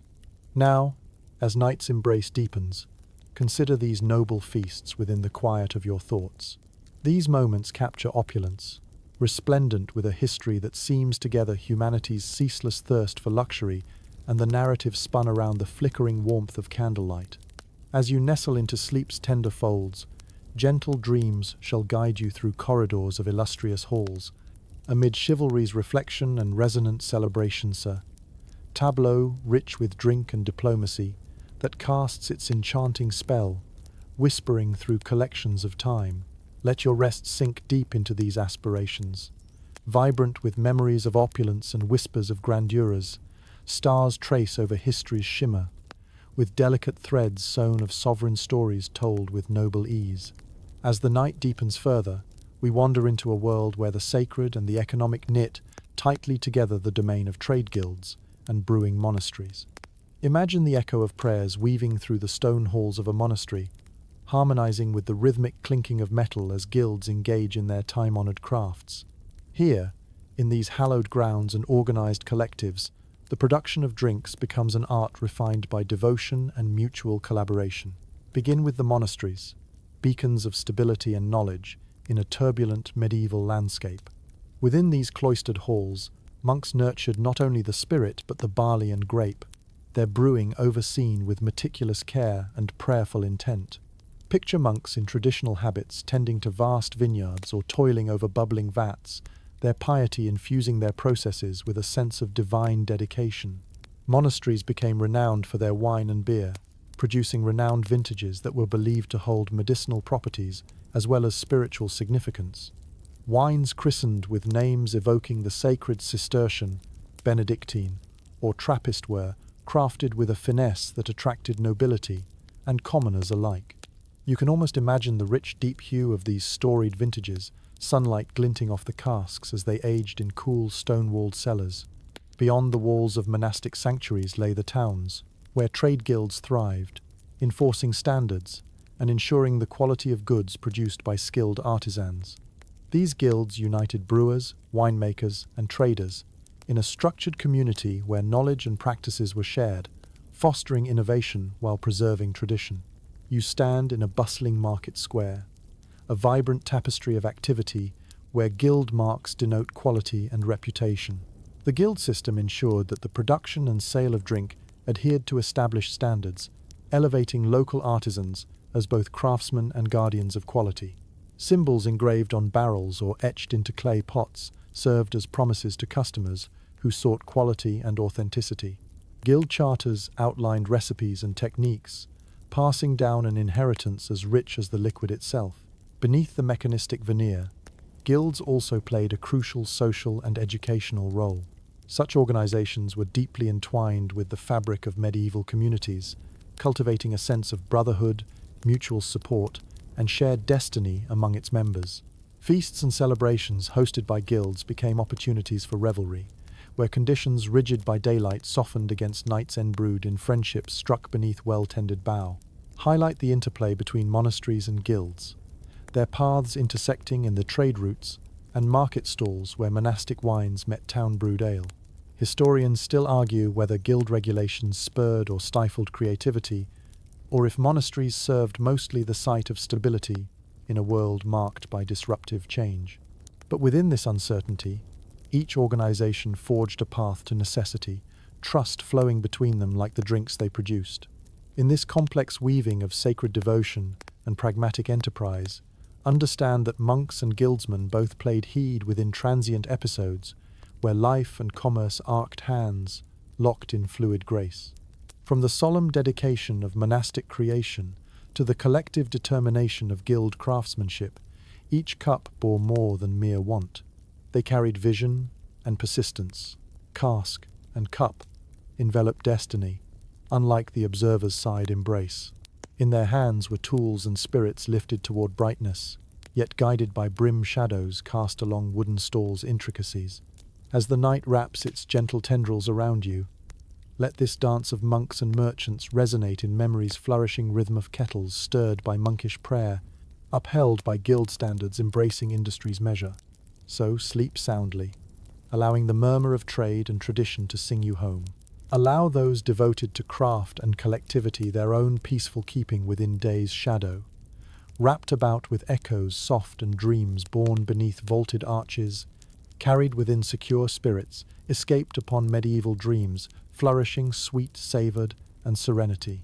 As the night deepens into tranquil silence, your mind drifts into realms of myth and reality, contemplating one of the most curious questions surrounding medieval drinking habits. Were people perpetually tipsy? It's a question that invites us to explore the everyday life of medieval folk, navigating the blurred lines between necessity and indulgentia, dance with unpredictability that shapes both history and narrative. Imagine yourself meandering down a crowded medieval street, bustling with activity as vendors shout their wares and children laugh and play. The air is fragrant with the smell of fresh bread and roasting meats, mingling with the inevitable scent of ale and wine.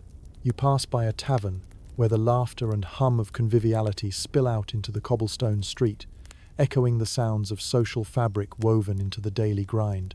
In this world, the prevalence of drink was undeniable, with water likely to harbour unseen threats, and milk reserved for the very young or for producing cheese. Ale and wine became staple liquids. Low in alcohol content, they served as the medieval equivalent of hydration-refreshing, calorie-rich beverages to fuel labourers in fields or craftsmen in workshops.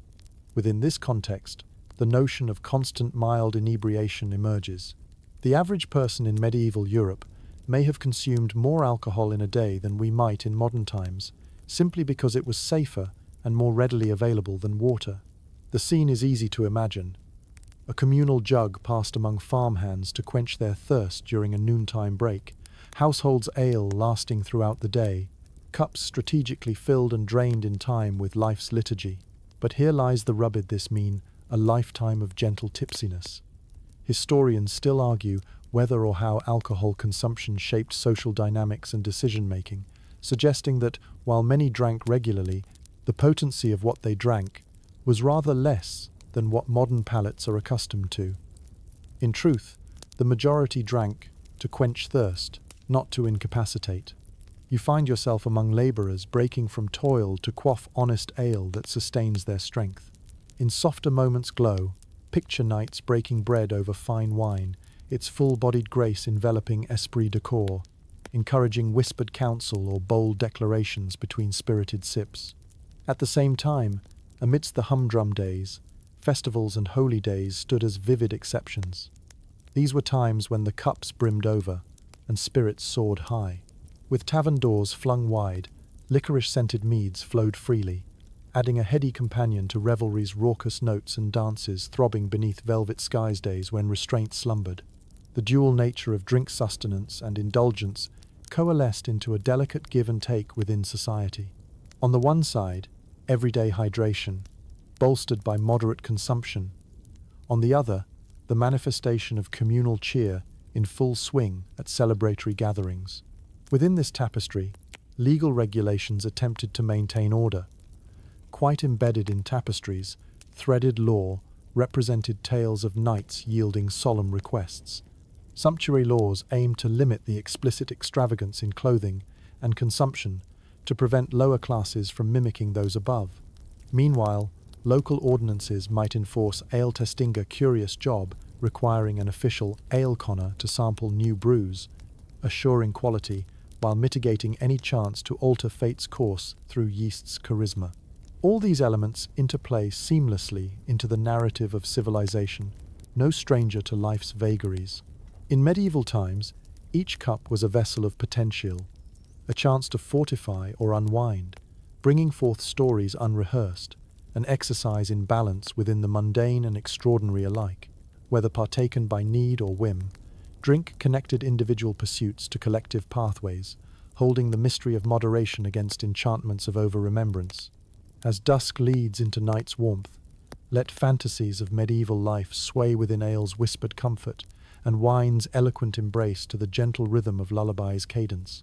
Dream on these twisting ripples of everyday simplicity, where warmth and conviviality paths spiral through celestial webs of dreams written on history's velvet pages of yesterday's morn's whispered rise. As the evening deepens into a tapestry of stars, you find yourself traversing the evolving currents of cultural influences on drink, uncovering the myriad ways drinking habits absorbed and transformed under the sway of neighboring lands. Picture the medieval world as a vast, intricate web of connections-rich tapestries of exchange and adaptation, where the borders are fluid and the flavors myriad, each cup a confluence of stories and traditions. Imagine standing at a bustling crossroads, where traders' carts clatter with the bounty of far-off regions, and travelers' tales dance on the air, infused with the scents and sounds of distant places. It is here at these points of intersection that vibrant cultural exchanges occur, where the act of drinking takes on hues of innovation, blending the familiar with the exotic. The influence of these exchanges is evident across Europe, each region a mosaic of imported seeds and ideas cultivated into the local palate. As spices flowed from the east along the Silk Road, they found their way into winemaking and brewing, altering the very nature of the drink. The use of exotic spices like saffron and cinnamon speaks to a longing for flavor, a quest to transcend the mundane and paint the palate with luxury that tastes like storytelling.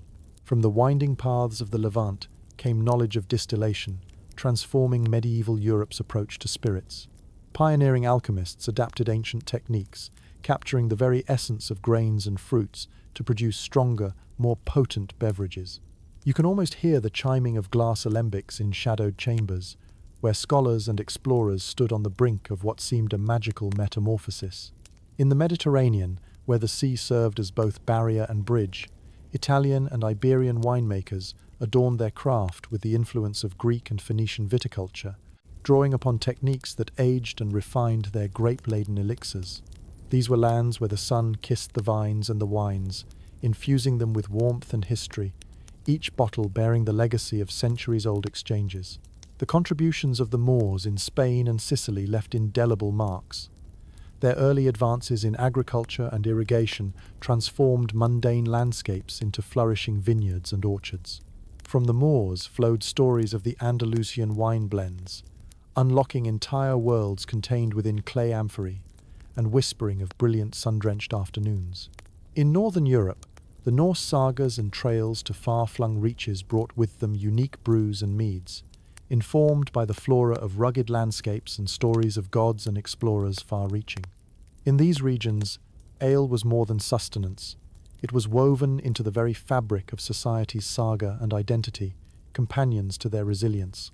The cross-pollination between regions is mirrored not just in the ingredients, but in the very way drinking rituals took shape.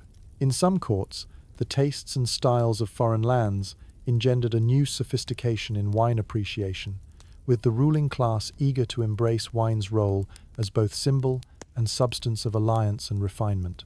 Historians still question to what extent these cultural blends changed the fundamental character of medieval Western drinking, or if they acted more as embellishments upon a static tradition. Yet, as with all exchanges, there was a blending of identitizer, fusion of old and new tastes, laced gently into the gustatory and social evolution of the era. Consider the communal gatherings where travelers shared cups and tales, forging connections across language and land each cup, telling its story punctuated by laughter in a chorus without end. Imagine the simple act of sharing drink a grail passed down a row becoming a cultural symphony, a dance across continents as vibrant as any tapestry hung in a lord's hall. As dreams call you further into their embrace, let these ages of exchange whisper softly across your imagination. Feel the mysteries of flavored paths taken beneath starlit skies, where each journey grows anew from roots entwined with the shared joy of drink. Retreat into the comfortable folds of twilight, safely nestled within the intricate web that binds land to land, person to person, past to future. Resonate with echoes where unity surpassed simplicity, and each shared sip laid foundation for bridges of understanding arching through uncrossed time horizons. Let the allure of cultural fusion guide you into sleep, where tomorrow's dawn awaits, gently stirred by winds of change that carry new possibilities, infused with heritage's reverence. As the medieval world transitions from twilight to the calm of night, your thoughts traverse the timeless rivalry between beer and wine, two venerable beverages vying for favor and prominence amidst the ever-turning wheel of fortune. Imagine a grand feast that stretches across the hall, where tankards and goblets compete in earnest camaraderie, each filled to the brim with liquid tradition and tales untold. Envision stepping into the heart of a medieval village, where daily life thrives under the soft glow of candlelight, and the air is charged with the scent of earth and grain. The scene outside a bustling tavern unfolds, where locals gather, some embracing the earthy richness of ale, while others indulge in the refined allure of wine. The choice between these libations was not just a matter of preference, it was a reflection of identity, heritage, and often the land itself. In regions where rolling fields of barley and hops graced the landscape, beer naturally rose as the drink of choice. The rich soils of the British Isles and Central Europe offered the bounty of grains, promoting a brewing tradition that was as ancient as it was ubiquitous. Picture an artisanal brew simmering into a frothy amber ale, a liquid poem to the land, where its deep, robust flavors tell stories of harvests, hearty meals, and long-standing camaraderie among village folk. Meanwhile, in lands blessed with grapevines basking beneath generous suns, wine cultivated its own following among nobility and laymen alike. The vineyards of France, Italy, and Spain nurtured a different kind of devotion that spoke of sophistication and the delicate art of viticulture. The gentle art of wine tasting became synonymous with culture and prestige, its subtle notes capturing the complexity of life's aromas, akin to a historical palimpsest in every sip. In halls where nobility dined, the sprawl of tables often reflected this grand rivalry. For the affluent and well-to-do, wine was a mark of cultivated taste, its finer bottles reserved for the occasions that marked social calendars. Here, wine's mineral bouquet became a silent participant in the dance of diplomacy and desire. Yet, where wine blessed noble tables, ale inhabited the vessel of community's heart, its foamy vitality sustaining labourers and lords alike. Ale's vivacity was the domain of robust song and spirit, its accessibility juxtaposed against wine's dignified reserve. Around alehouses, laughter rose, buoyed by host's offer, warming belly and spirit alike. In the towns and cities, the rivalry took on economic and cultural dimensions that extended beyond simple taste. Guilds, vintners, and brewers alike jostled for influence, weaving their craft into the economic tapestries of both rural and urban landscapes. Each tried to capture the market with innovations, perfecting techniques that mingled with domestic pride. Whether driven by cultural norms or geographic access, the choice between wine and beer also mirrored societal hierarchies. Wine often linked itself with ceremonious airs of prestige, shaping narratives that historical melodies recorded into time's annals, while beer's sturdy embrace solidified its role as community's brace. Historians still debate the impact of this rivalry on political and social change, suggesting it may have mirrored larger societal shifts in power and labor. Yet, as with all rivalries, the energy it created also pushed producers toward perfection, setting the stage for modern appreciation. With nightfall's hush embracing history's echoes, imagine both wine and ale as complementary refrains in life's symphony. Think of how, despite their competition, they came together to capture the essence of human experience in ways both distinct and harmonious. In dream's gentle grasp, let these storied brews drift softly upon your thoughts. Embrace the rivalry-turned melody, where both spirits and wines spin tales of a time in which life cans catch in cups and lift each toast upon the warm glow of twilight. Allow yourself to drift in the gentle fusion of liquid legacy, where the medieval world melds tensions into timeless arcs, finding balance amid shared refreshment's bounteous dance. As the tapestry of medieval life continues to unfurl beneath the twinkling stars, you find yourself drawn to the festivals and celebrations where drink flowed in joyful abundance. These were the times when everyday life was temporarily suspended, replaced by jubilant revelry that echoed through villages and courts, fields and halls. Such gatherings wove the fabric of communal identity, where drink was not just a libation, but a key player in the orchestrated dance of merriment and meaning. Imagine entering a medieval village square on the eve of celebration, where lanterns cast a warm glow over the cobblestones, and the air vibrates with anticipation. Dozens of voices bubble in laughter and song, where townspeople gather, donning colourful garb, their spirits lifted by the promise of momentary escape from the demands of tilling land or tending hearth. Fueled by ale and wine, these gatherings embedded traditions deeper as the community's heart laid bare open. The maypole soon becomes the centre of attention, adorned with ribbons and flowers as dancers weave a complex rhythm, each step and twirl synchronized to the beat of communal joy. With each movement in this circular dance, the boundaries blur between past and present history, woven into new patterns, as if the very ground beneath rejoices with them. During harvest festivals, the bounty of the land was celebrated in full regalia, bread and fruit, and ale and wine, flowing freely to gratify the senses.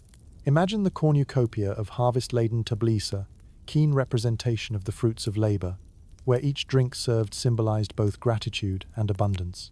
The earthy weight of ale-filled tankards, mingled with the refinement of wine in goblets, a nod to each region's produce, flanking the revelers' cheer together.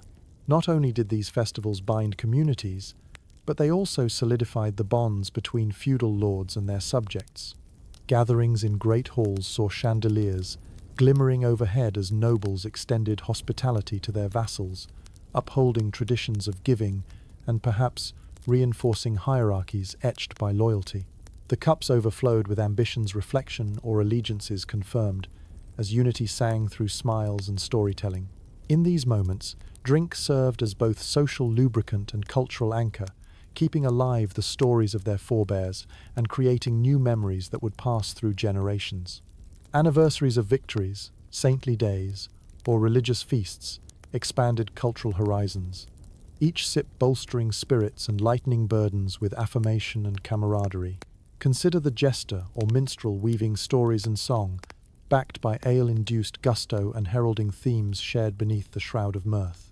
These bards enshroud attendees within sagas, retelling victories or passions woven with myth and lore as night stretches beyond its ebon reach. The pursuit of revelry even saw variations in drink itself, as spiced wines, hearty ales, or sweet meads were crafted to elevate the senses, with celebrations indulgence. Behold the clever infusion of spices or herbs, flavor alchemy heightening the mood, raising simple drink to the status of poetic elevation. Historians still ponder the societal and psychological effects of such festivities. Did they provide necessary relief from medieval life's rigors, or did they serve as distractions from the era's complexities? In retrospect, we see them as truly both a needed respite, enveloped within the encompassing social sphere. As you recline in the gentle embrace of night, let the echoes of medieval festivals guide you to sleep, where laughter mingles with history's whispers. Drift along the rivers of memory and tradition, letting dreams trace the movement of stars that have danced above countless celebrations.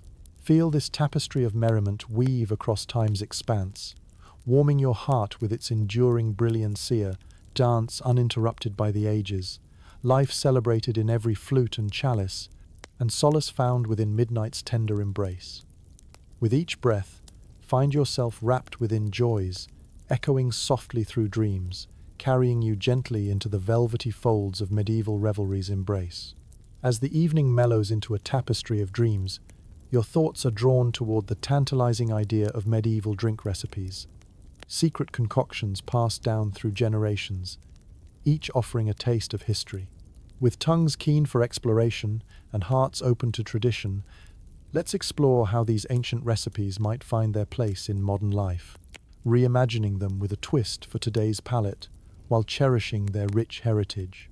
Imagine venturing into a kitchen where ancient meets modernity, where the echoes of medieval cooks and brewmasters guide your hands.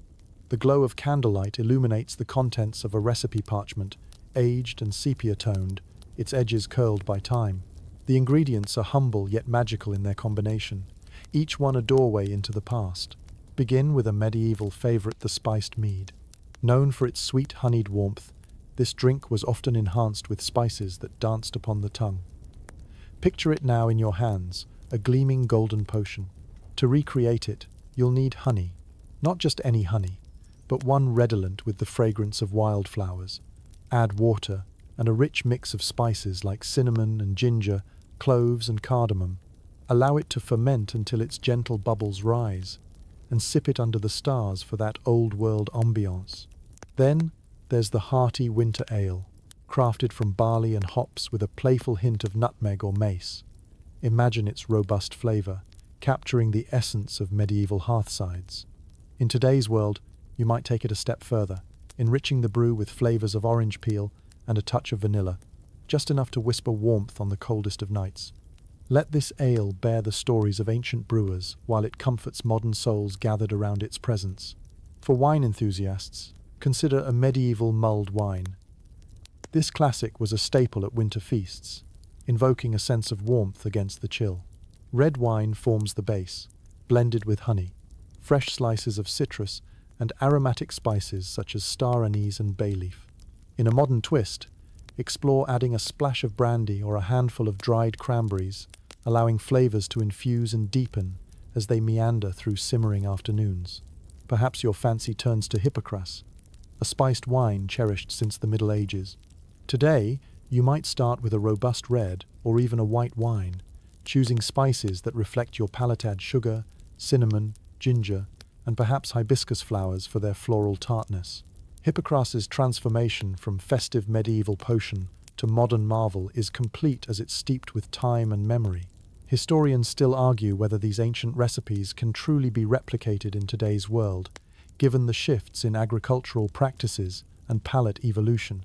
Indeed, the exact flavors of medieval brews might never be fully reclaimed, yet the substrate remains in intention and imaginations embraciently drawn from the pages of history into here and now.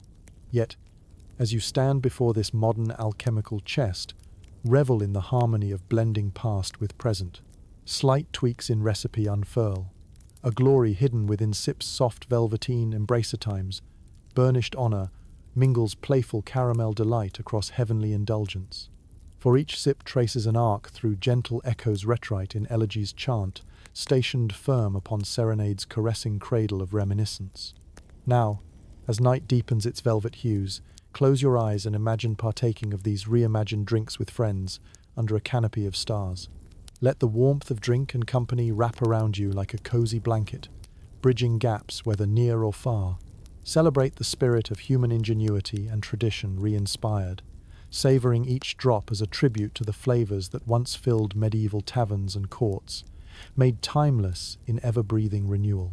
And as you drift towards sleep, let dreams weave through nostalgia and possibility beverages that tell stories of yore while forging paths anew. Whispers of flavors past commingling with modern cheer, kissed deeply by time's cherished veil. Dream of cups brimming with tales yet untold, each sip a gentle journey through time's embrace.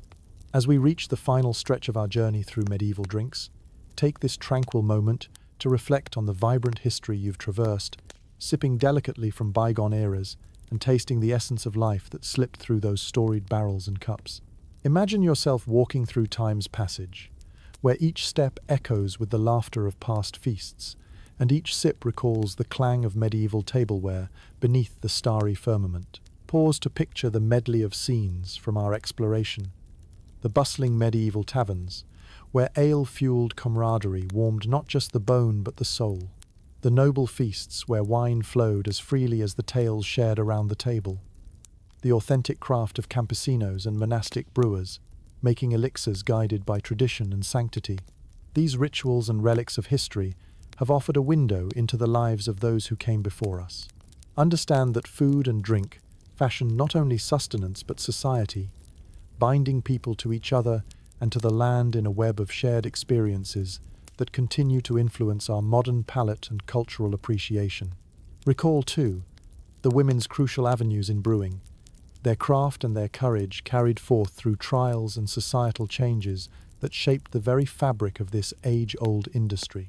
Though the world may have tried to edge them away, their lasting imprint remains undeniably present in today's craft beer and brewing landscapes. The echoes of debate over potions' healing and intoxicating powers, along with scholarly discussions, have threaded vibrancy into the cautious balance of medieval quotidian liferich tapestries, in which every drink stood as a testament to resilience amid life's ebbs and flows. Chasing after stories in the reflections of goblets and tankards, each shared festival's exuberance comes vividly alive, a comforting reminder of human communal bonds stretched across time, imbued in every sip with life's shared resonance. In this final hour of slow progression, let the gentle rise and fall of history lull you into the night's embrace. Feel the tendrils of time winding around your spirit, a testament to the continual march toward renewal and rediscovery, reminding us that our traditions, much like our lives, are flexible narratives written with passion and persistence. Now, as you finally let the whispers from the past settle, feel yourself enveloped in the warmth of ancient knowledge enriched by modern insight. Let the vessels you have imagined clinking in joyous celebration guide you to a gentle rest where stars pivot overhead, mirroring the constellations accompanied by cheers heard across centuries. In your dreams, may you envision a world harmonious, rich with echoing laughter, vibrant with flavor this timeless world, cradled in medieval embrace, revealing stories carved deeply into its fragrant depths. So close your eyes softly against this tapestry, and weave the adventures of long past into your inner narratives. Feel yourself drifting, tender once more into welcoming repose, as lips faintly curl, forming life's satisfied sigh upon twilight's caress. Sweet dreams,